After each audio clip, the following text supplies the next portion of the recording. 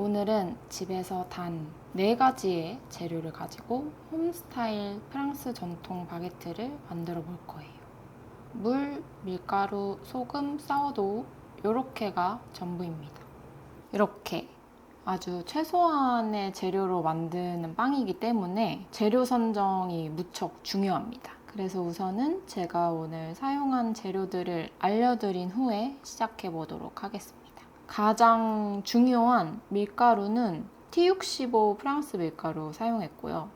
제 거는 물랑브루즈와 T65 트라디시옹 라 소바주입니다. 밀가루 포대 갖고 와서 직접 보여드리고 싶었는데 지금 새로 산 지 얼마 안 돼가지고 너무 무거워서 직접 보여드리기는 조금 어렵고 사진으로 띄워드릴게요.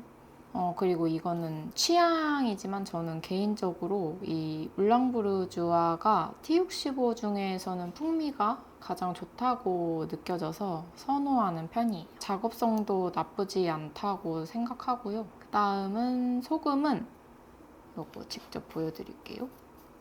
요거 게랑드 사용했습니다. 이거를 꼭 써야 한다고 하는 거는 절대 아니고요. 저는 집에서 원래 엄마가 요리할 때 쓰시던 거라서 그냥 집에 있는 거를 사용하다 보니 이걸 쓰게 되었어요. 소금은 그냥 꽃소금 아니면 천일염으로 편하신 걸로 사용하시면 될 것 같아요. 그리고 물은 저희 집 그냥 저희 집 수돗물 싱크대에서 받은 거 씁니다, 항상. 그 다음에 사워도우도 마찬가지로 같은 물이랑 밀가루로 키운 거예요. 재료는 알려드렸고 반죽에 들어가기 전에 앞서서 가장 먼저 물 온도를 구하셔야 합니다. 물 온도 구하는 게 복잡한 건 아니니까 집중해서 잘 보시면 좋을 것 같아요. 이미 다 알고 계시는 분들은 스킵하시면 됩니다. 이 제빵에는 기본 온도라는 것이 있어요. 발효의 적절한 반죽 온도를 맞추기 위해서 사용하는 계산 기준값이라고 생각하시면 돼요. 발효의 가장 적절한 바게트 반죽 온도는 약 24도이고요. 이거는 이제 글루텐 형성, 그리고 발효 속도, 풍미 등에 큰 영향을 미칩니다. 따라서 물 온도를 조정해서 이 최적의 반죽 온도를 맞춰주는 거예요. 특히 바게트는 이 온도가 정말 중요한 빵이거든요. 보통 바게트는 이 기본 온도를 55도에서 60도 정도로 사용하고요. 이거는 다 달라요. 사용하는 사람마다. 저는 이번에 60으로 한번 잡아서 해봤습니다. 이제 물 온도를 어떻게 구하냐면 기본 온도, 제가 아까 말씀드렸던 60으로 설정했다는 기본 온도 빼기 작업장 실내 온도 빼기 밀가루 온도는 물 온도가 되는 거예요. 엄청 쉽죠? 자, 보면은 기본 온도 60에 실내 온도를 한번 보여드릴게요. 실내 온도는 지금 이렇습니다. 에어컨을 1시간 정도 18도로 틀어놨는데 26도예요.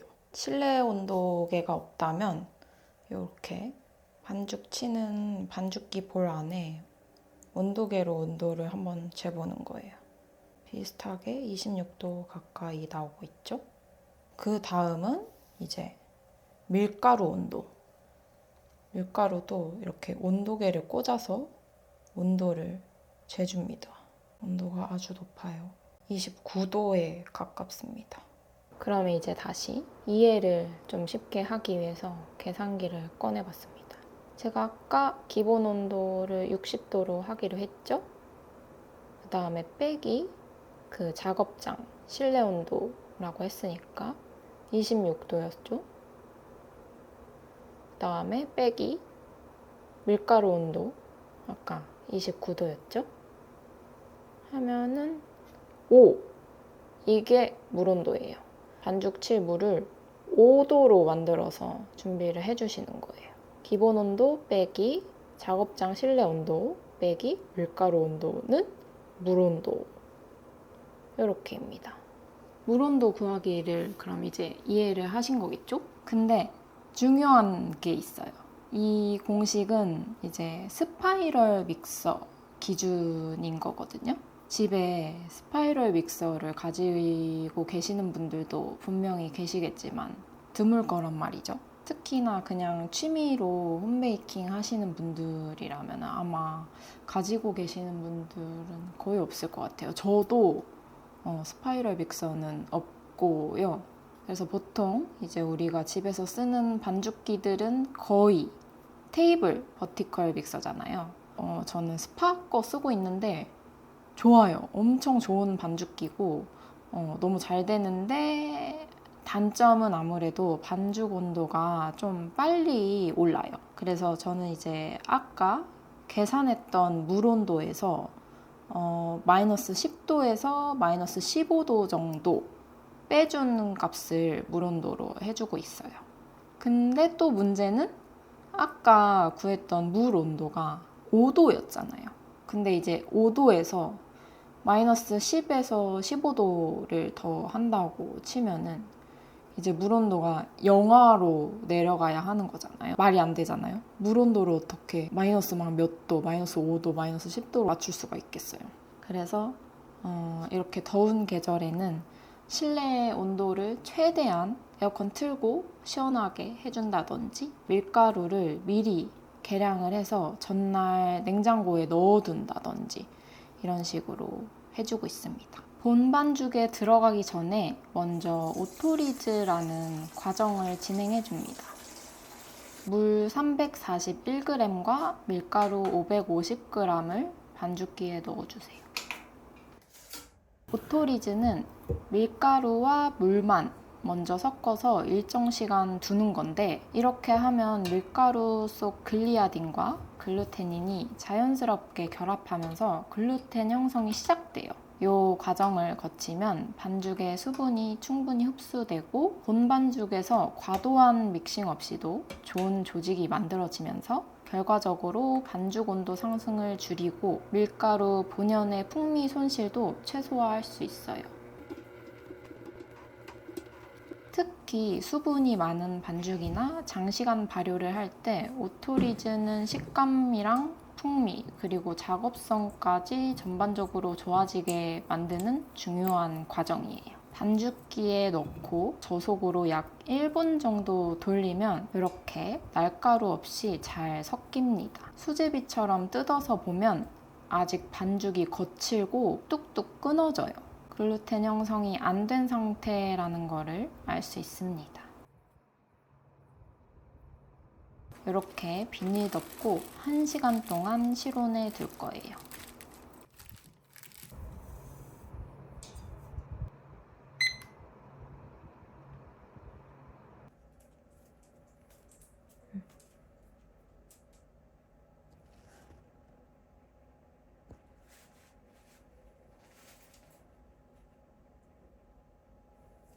이렇게 사람과 같이 나오네. 왜 앉았어?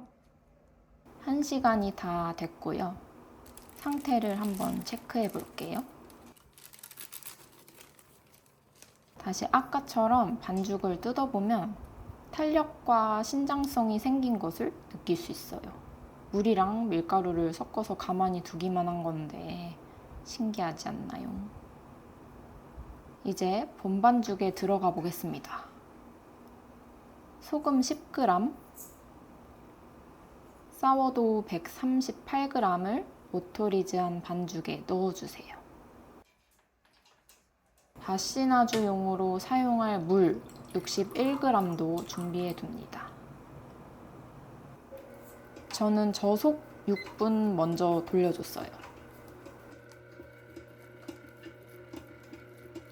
반죽 칠 때 옆에는 항상 온도계랑 바시나주용 물 그리고 물 스크래퍼를 준비해 주세요. 중간중간 이렇게 반죽기 벽면에 붙은 반죽을 정리해 주시고 이렇게 타고 올라오는 반죽도 정리해 주세요.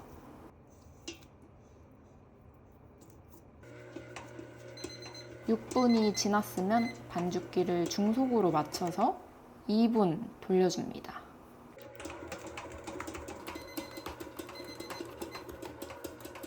2분이 다 됐으면 반죽 상태를 한번 체크해 주세요.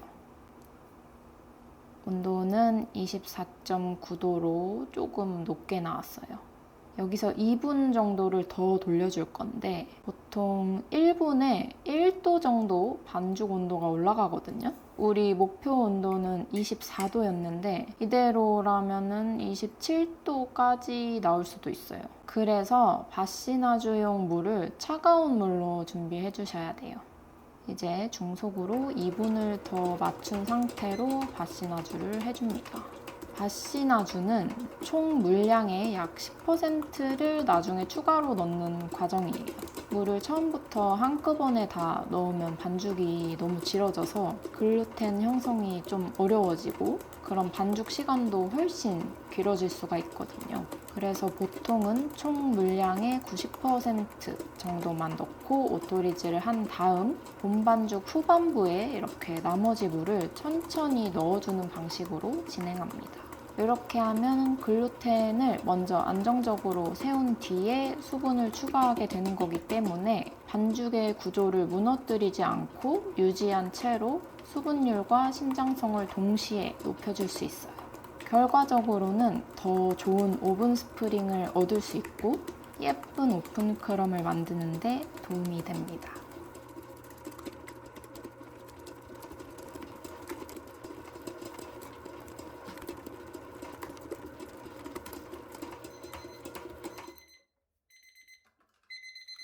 본반죽이 완료됐어요. 반죽을 잡아보면 탄력과 신장성이 훨씬 좋아진 게 느껴져요. 그리고 이렇게 윤기가 촤르르 흐릅니다.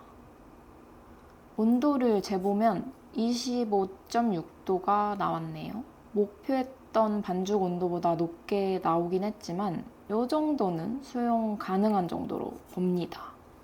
또 수제비처럼 뜯어서 윈도우 테스트를 해봅니다. 손가락 지문이 비출 정도로 얇게 늘어나는 모습이에요. 이제 반죽을 오일 바른 통으로 옮겨줄 거예요. 반죽을 살짝 평평하게 만들어줍니다. 뚜껑을 덮고 실온에 둘 거예요.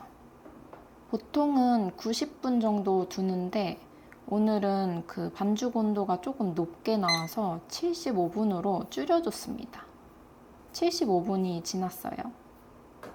이제 폴딩을 한번 해줄 거예요. 손에 물을 잘 묻히고 반죽의 내면을 늘려서 접어주세요.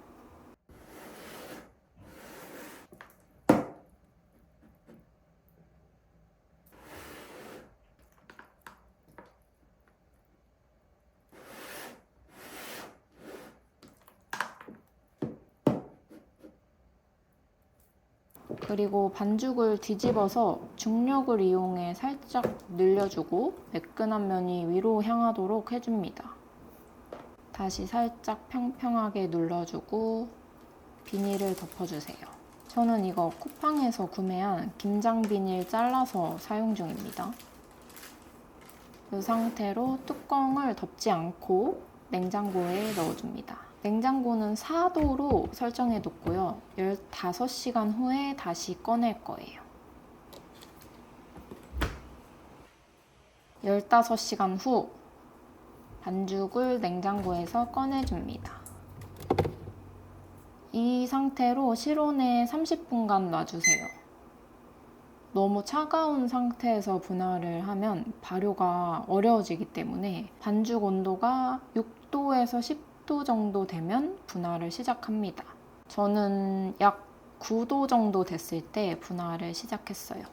덧가루 충분히 뿌린 다음 통에서 꺼내주세요. 바게트는 분할부터 예쁘게 해줘야 최종 모양도 예쁘게 잘 나오니까 신경 써주셔야 해요. 최대한 직사각형 모양을 유지하면서 가스를 빼주세요. 보기에는 엄청 세게 하는 것 같지만 실제로는 아닙니다. 살살 해주세요. 이제 270g씩 4개로 나눠줄 거예요. 무게 맞출 때도 최대한 네모난 모양을 유지해주세요.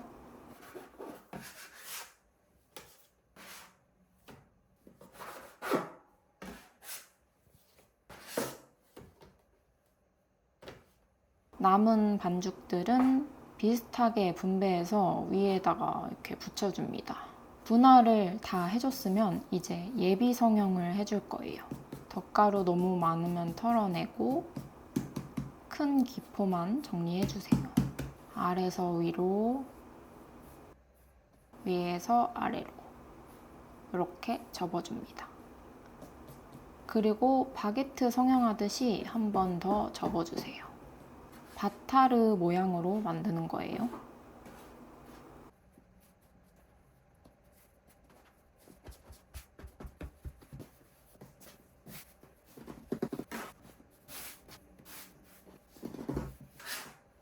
예비 성형을 마쳤으면 덧가루 살짝 뿌리고 천 덮고 40분간 실온에서 벤치 타임을 줍니다. 벤치 타임이 5분에서 10분 정도 남았을 때 오븐 예열을 시작해주세요. 최고 온도로 해주시면 됩니다. 바게트 천을 준비합니다. 이렇게 가장자리를 돌돌 말아서 집게로 찝고 벽을 세워주세요. 덧가루를 충분히 뿌려줍니다. 이제 본 성형을 시작할 거예요. 반죽을 스크래퍼로 떠서 뒤집어 놔주세요. 손에 들러붙지 않도록 덧가루를 뿌려줍니다. 손바닥 전체를 이용해서 큰 기포들을 정리해 줄 거예요. 세게 하는 게 아닙니다. 살짝 길이만 늘려주는 느낌으로 눌러주세요. 모양은 최대한 유지해줍니다.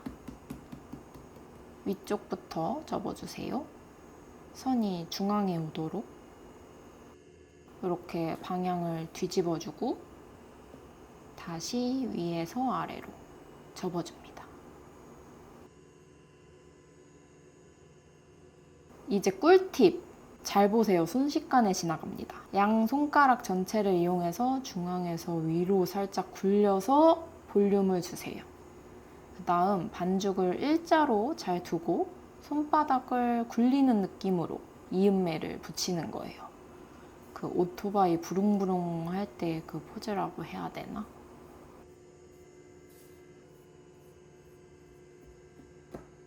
마지막으로 살살 굴려서 이음매가 떨어진 곳은 없는지 확인해 주시고 두께를 균일하게 맞춰줍니다.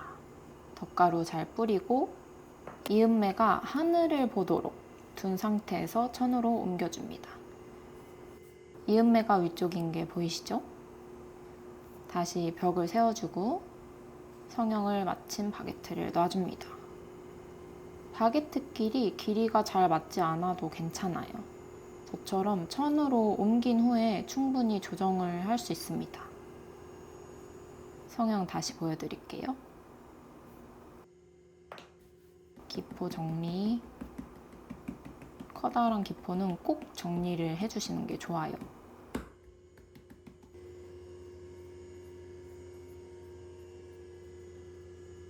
살살 밀어서 볼륨 주는 거 보셨죠? 매우 중요한 팁입니다.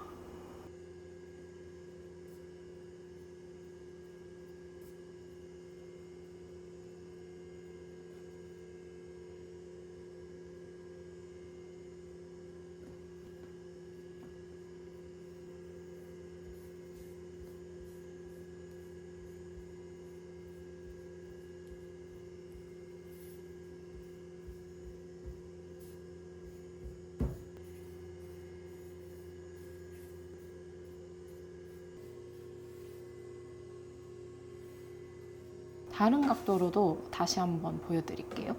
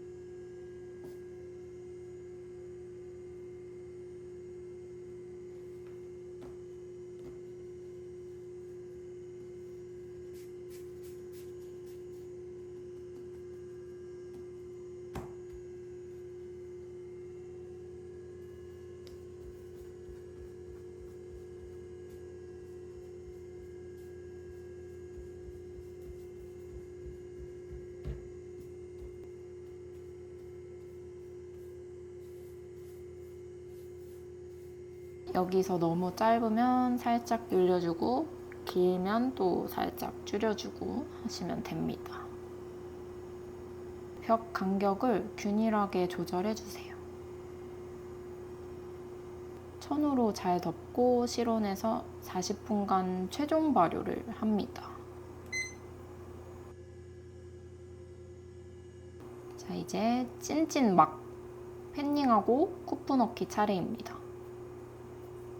편한 위치로 반죽을 이동하고 덧가루를 잘 뿌려두면 혹시라도 잘못된 위치에 팬닝을 했을 때 반죽 위치를 수정하기가 편해요. 저는 이렇게 펠롱으로 한번 굴렸다가 옮기는 스타일입니다. 편한 방법으로 하시되 이음매는 반드시 아래를 향하게 둬야 해요. 이 레시피가 바게트 4개 분량의 레시피인데 사실 제 오븐은 바게트를 3개만 구울 수 있거든요. 남은 1개는 밑에 돌판이 없는 곳에서 한번 구워보겠습니다.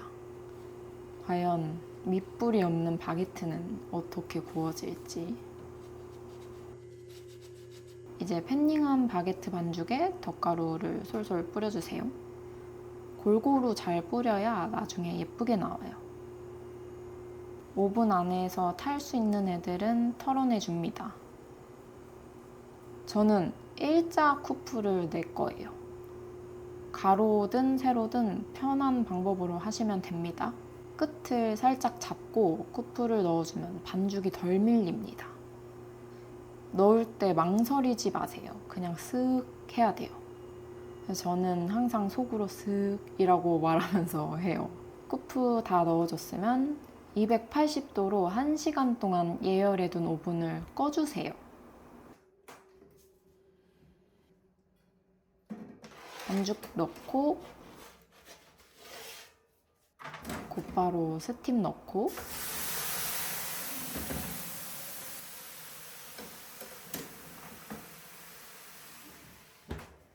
타이머 10분 맞춰주세요. 10분 다 됐으면 오븐을 250도로 켜고 다시 10분 동안 구워줍니다. 무조건 시간을 저랑 똑같이 하지 마시고 중간중간 색을 보면서 구워주세요. 저는 10분 정도 구우니까 색이 잘 나와서 그렇게 해줬고요. 다 구워졌으면 오븐을 끄고 문을 살짝 이렇게 열어서 2분 정도 습기를 좀 날려줍니다. 짠! 갓 나온 바게트입니다. 영상으로는 잘 들리지 않는 것 같긴 한데 갓 구운 바게트에서는 타닥타닥 장작 타는 소리가 납니다. 바삭하니 잘 구워졌어요. 모양도 예쁘게 나온 것 같아요. 아까 본 성형할 때 알려드린 팁대로 성형해보세요. 그럼 이렇게 칼짓낸 곳으로부터 오븐 스프링 먹은 부분이 굴린 듯한 형태로 예쁘게 나옵니다. 이제 내상을 확인해 볼 건데 저는 굽자마자 자르진 않았고요. 한 45분 정도 실온에서 식혔다가 잘랐습니다.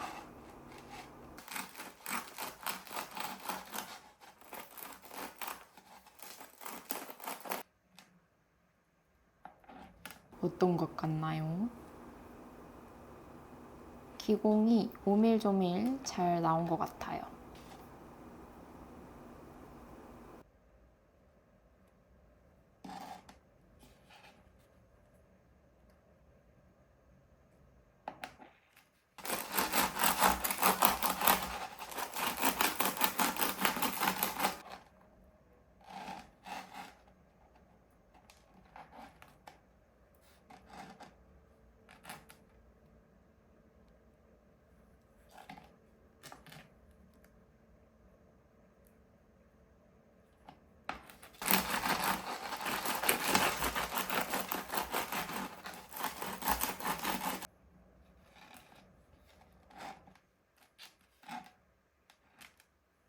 이것은 밑불 없이 구워진 바게트.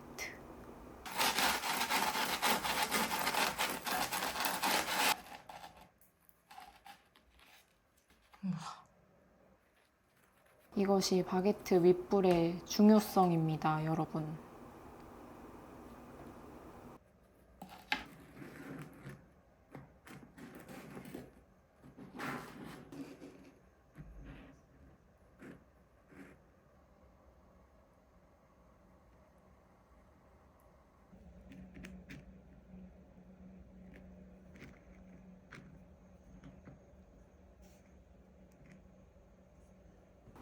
이렇게 성공적으로 집에서 프랑스 전통 바게트를 만들어 봤습니다.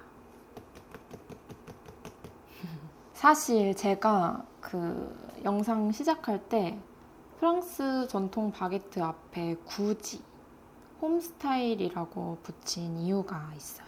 프랑스에서는 바게트 드 트라디숑이라고 하죠. 근데 이 트레디션이라는 명칭을 사용하기 위해서는 프랑스 빵 법령에 따른 몇 가지 조건들이 있다고 해요. 제가 알기로는 일단은 화학 첨가물이 들어가면 안 되고 물, 밀가루, 소금, 효모, 마늘 사용해서 만들어야 한다는 거. 근데 이제 보통 사워도우, 르방을 쓰지만 소량의 이스트를 같이 사용하는 경우도 많이 있더라고요. 그래서 이스트가 절대로 들어가선 안 된다. 이건 아니고 이것도 허용 범위가 있는 걸로 알고 있습니다. 또 그 다음에 바게트의 이 길이라든지 무게라든지 쿠프, 칼집의 개수라든지 뭐 이런 기준들도 있대요. 길이도 또 제가 알기로는 50cm 플러스 마이너스 2cm. 무게는 생반죽 기준 바게트 하나당 250g에서 270g. 칼집이 들어가는 개수는 5개 요렇게고요. 영상을 보셨다면 아시겠지만 가정용 오븐으로 바게트를 구우려면 조건에 맞는 길이가 나오기가 쉽지가 않아요. 그래서 저는 약 36, 37cm 정도로 좀 짧게 구웠고, 이렇게 이거는 구웠다가 냉동했던 건데 원래는 이거보다 훨씬 길어야 돼요. 마찬가지로 쿠프도 길이가 이게 어느 정도 나와줘야지 그 개수를 그만큼 넣을 수 있는 건데 가정에서 만들려면은 3개에서 4개가 최대인 것 같아요. 쿠프 개수가.